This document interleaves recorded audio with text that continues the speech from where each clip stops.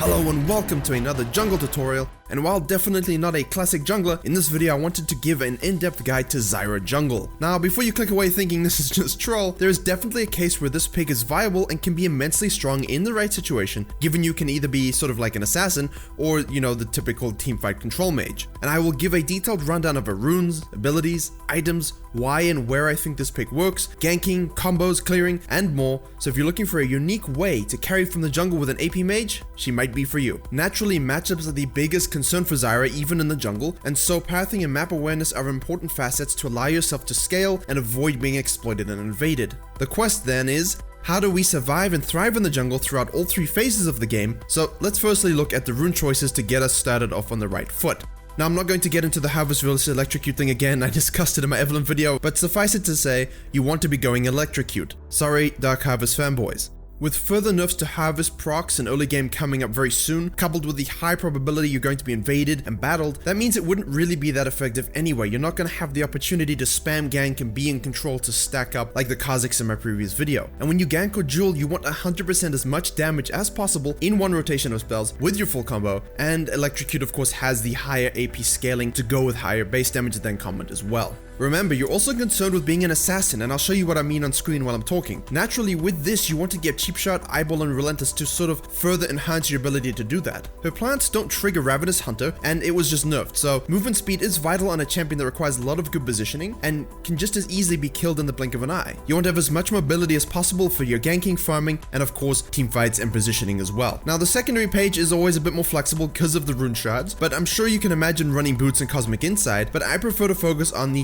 Transcendence of CDR at level 10, plus Gathering the Storm for that free AP scaling considering how much damage Zyra does. To that end, I also took the scaling CPR, AP, and scaling HP as my rune shards, so along with Runic Echoes and possibly the Zhonyas, you end up with that sweet 40% HP at level 18. You can also run Absolute Focus if you want, but that might be receiving nerfs soon, and I feel the CDR is much more valuable in terms of farming as well as cooldowns necessary for fights and ganking from the jungle position that you wouldn't otherwise get if you were a support. You're also not in a situation like Evelyn or Kayn where you're gonna be high HP all the time. Zyra can stick around team fights with her plants and her positioning a lot longer than most, and you might be low HP or below 50 HP in those situations, and that just throws you completely out of the way of using Absolute Focus whatsoever. So these of course largely playstyle preference, but it's what I like running the most and have had the most success with in the past week or two. So with that in mind, let's discuss her abilities and how they help her succeed in the jungle from clearing to ganking to combos. The last our passive is Garden of Thorns. This is where Zyra gets one or two randomly spawning seeds that last for 30 seconds and are crucial to your early clears entirely. Your quick thinking nature needs to be fully activated in order to play around these random plant spawns when you're including them with your Q and E. You want to use them most efficiently around fights and of course clearing so that you're not tanking damage and they're dishing out the damage. This forces enemies to dance around with you and sit inside the plant's DPS area. You can also trigger Evelyn's Q and force her to flash to kill you, and that gives you time to spring a Q to kill her on the way out as well. So while simple in pretense, I will discuss this more with the W when combined with the Q and E. So let's discuss what the Q and E do before we bring it all together. Zyra's Q is Deadly Spines. This is her core damage ability and is the default option that can be maxed first for damage as well as clearing. But I'm going to talk more about the Q or E max in a second. It places an AoE rectangular area onto the map after a 0.625, yes, that's specific, second delay. Deadly Spines also has scaling CDR, which only becomes better with focus on the CDR in the runes and in my build, and it also has a higher AP ratio than the E, despite having lower base damage. You will get more procs off in a full rotation of spells, kind of like the Kayn Q vs W discussion. And also worth considering is the fact that the mana cost remains static at 70 rather than going up, and while that's not crazy, it is worth noting in terms of how long you stay on the map and your full rotations over time. The cast time is noticeable, but that also means you can use it in the last moments to secure a posthumous kill like I just showed you, and naturally landing accurate Qs in close fights is crucial to your success with Zyra, but also knowing when you simply need to use your plants, but again, more on that shortly. Now, her E is called Grasping Root, and that is the well-known AoE stun or surprise root that Zyra uses as a primary engage and CC, or as you just saw for my example, a beautiful 5-man disengage root. It does have an effective cast time in the form of its travel time, but unlike her Q, it does not have scaling CDR, but instead has scaling root duration. This can be useful, but the 1 second stun is usually enough to guarantee one proc of your Q with enough time at a higher CDR cap to get another one during a gank. That being said, E's damage is nothing to scoff at and can really surprise enemies if you have a decent lead. Now, the all-in possibility of maxing E cannot be denied because it secures someone in place for a longer period of time that allows more time to unleash your full combo. But it's easier to consider that when you're in the mid lane and you need that for safety because you have no mobility, or if you're support where you're not going to be necessarily the focus of every single fight. And while you're in the jungle, you have a pile of Krugs trying to punch you down. And despite the damage increase on the E, getting off 1 E in 12 seconds versus getting 2 Qs off in 10, you can see which one would affect your clearing a bit more. However, if you are being frequently invaded, you have bad matchups, and you need that E for disengage, maybe maxing that to give you that 2-second stun time with Relentless Hunter can be enough to get you out of the situations. So now you have my opinion on Q versus E. Let's see how it works with the W. First and foremost, using W places a seed that lasts for 60 seconds, rampant growth, and it briefly grants vision of the spot also. You can store up to 2 seeds at a time, but killing a large unit and enemy champion replenishes a charge for you. So, placing your Q and E on the W will activate 2 different kinds of plants, either a Thorn Splitter for the Q or a Vine Lasher for the E. The difference here is not in the damage, but the fact that the Thorn Splitter has increased range over the Vine Lasher, which in turn slows an enemy for 2 seconds at 30% instead of having extra range. So you want to use both together to maximize your entire kit. You'll see the scaling of the plants on the bottom left now, and it's definitely way more than people think. That's per attack, by the way, which means at level 18 you have 109 base damage and 15% AP for a plant that lasts 8 seconds. Naturally, it's unlikely that someone sits there for 8 seconds, but in messy teamfights or poking situations where people are busy worrying about all these other things, your plants can deal a lot of damage. The plants do have a hierarchy of who they attack, but remember, if there's nothing else in range, it will attack the closest target, and you can use the increased range in the Q to pick up kills simply by putting down a Q and W over a wall. So with all that in mind, the quintessential Zyra combos are using your QW and then EW. Trying to land a QW first in a gank followed by your EW is much more effective, as using the Q will already force the enemy champion to reposition like this Ezreal does, and then it makes landing the E much easier given that it has that rolling time and they have no way to escape the situation. If, however, the enemy has no flash or dash, they have low mobility, using EW first and then guarantee your QW proc if you're maxing that is also great if their pathing is predictable. And when simply using your QW or EW, as you should always be doing, you want to be weaving in auto attacks all the time. I know I've mocked Zyra's auto attacks before, but you want to have that unrelenting, plant-smelling, tilting DPS. You want to use your spells first and then place the W on top of them to guarantee their location and effect. It's overall placing the W, but if you miss your E, as a lot of people will do, I do still as well, it's just the nature of a skill shot, you're not even going to get the plant proc, even if the width of activation on the abilities is quite wide.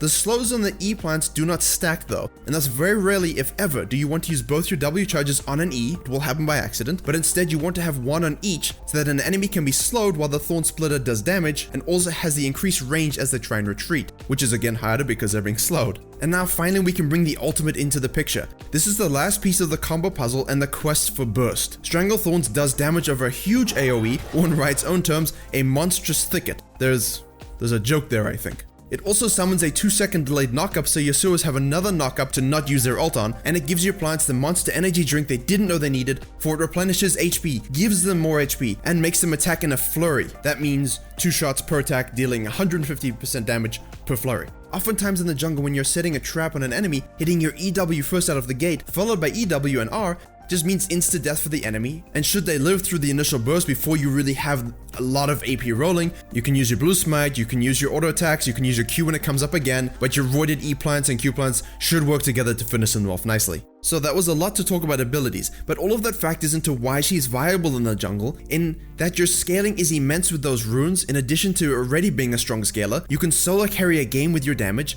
and you can also assassinate any out of position targets to warp the game in your favor.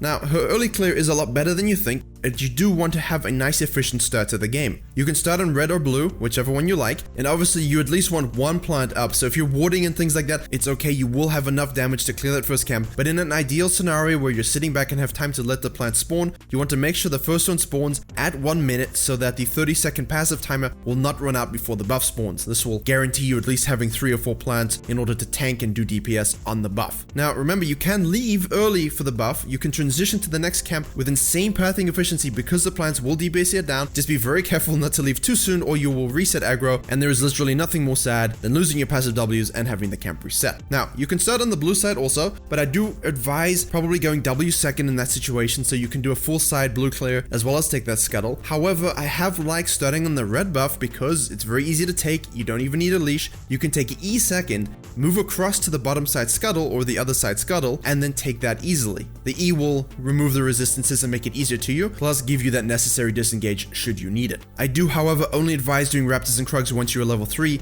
and have cleared the blue side or had an impact on the map, because you want that W up to tank them, because the chickens are very deadly to the plants. They do not like them and they wipe them out very quickly. So I have the clears listed on the bottom left as well, so you can see what I commonly like to do, but that has been my reliable strategy early, and getting that early crab because you can leash yourself towards that area from the red kind of surprises the enemy jungle. Even Kanes and Lee Sins have come there and might have already taken the crab. If you are worried about scuttle and not competing that, if you're worried about being possibly invaded, as you can take that first red buff very quickly, or the blue buff, whatever it is, you can easily shift to the other buff very quickly with a Q and W and take it before they're able to invade you. So keep that in mind and pay attention to the pathing of the enemy jungler. Just remember, it will be much harder to take a scuttle without your E, and you should use your Ws and the passive seeds that spawn to kite camps around and always keep them from hitting you as much as possible. The plants will do their job, so given that the W resets after each camp clear, this should easily be doable.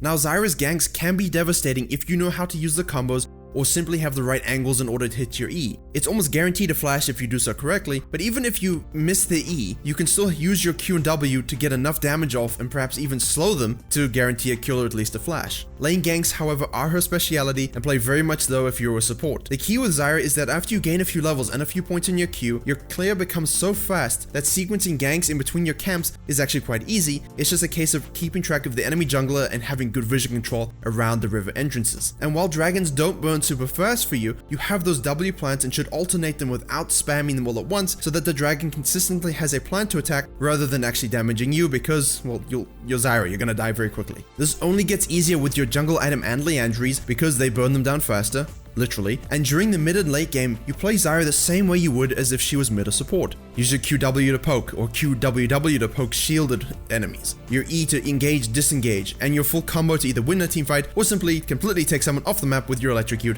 and smooth spell rotation. You eat camps and waves really fast in the mid to late game, and remember you can walk away from camps leaving your plants to do them, which gives you really strong path efficiency and rotational efficiency, as well as wave management if you couple it with Relentless Hunter also. Finally, let's talk about itemization and how this makes Zyra strong in the jungle and much stronger than people think. The things that classically Zyra doesn't get super early is a lot of AP, mana, and CDR, and not at the level that Runic Echoes provides. This baby Luden's Echo is such a great item on Zyra and gives you more damage than you would expect. I also pretty much always go Hunter's Potion only because I love the sustain, and it's important to be as high HP as often as you can with Zyra, because if someone invades, if you get caught in a situation, you will die very, very quickly, given that you are always in a matchup discrepancy versus the meta picks in 1v1 situations. You should of course also be going Sorcerer's Boots to round out your core early game items. I will go Stalker's Blade by default, but Skirmishes is useful versus the Camille, Zins, and Kha'Zixes of the world. The core tandem of Leandries and Rylai's holds very strong here. I did do extensive rushes on Morellos for a while instead, and I was looking for pure burst damage combos, but the fact that Leandries helps some monster clears and basically melts dragons and barons makes it even more valuable. Situationally, you can also rush Rylai's. It is a very slot efficient item and very useful versus movement speed junglers such as Hecarim.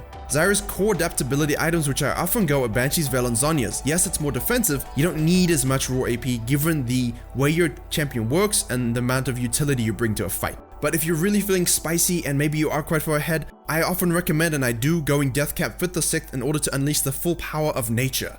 Keep in mind the Void Staff with very tanky enemy team comps, but it's rare I find myself needing it over the utility of other items in this meta, where you're unlikely to have, say, a Mundo, Maokai, and Alistar all on the enemy team. To close, I made a hugely detailed team fighting guide on mages a short while ago, and I use Zyra almost exclusively, so it's pretty much, a Zyra team fighting guide. So I won't repeat that information here, I will show you some clips, and it's already very detailed, so if you're interested in jungle Zyra and maybe want to take it to the next level, maybe you just like Zyra support and you're looking for an overall, head to that mage team fighting guide, which will be in the description or on the end screen. Right, that isn't even all we could talk about with Zyra. She's very detailed and complex, but I love playing her. I think she's got some value in the jungle in the right situation, and hopefully this gives you enough clips and information to use successfully. Thank you very much for watching. Please like, share, and comment. All those things help promote the video more across YouTube and thus help the channel grow. Consider joining to officially support the videos and have a say in content. Subscribe for more Season 9 League of Legends videos coming very soon. And as always, I will see you all in the next tutorial.